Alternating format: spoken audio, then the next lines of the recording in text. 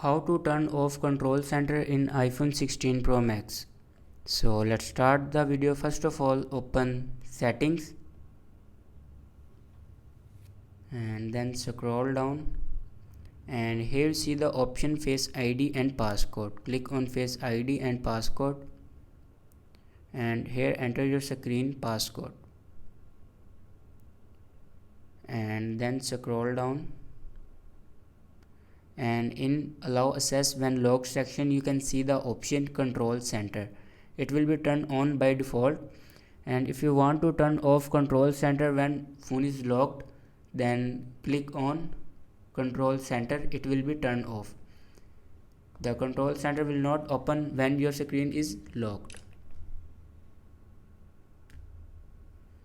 So this is the way to turn off control center when phone is locked in iPhone 16 Pro Max. Thanks for watching this video.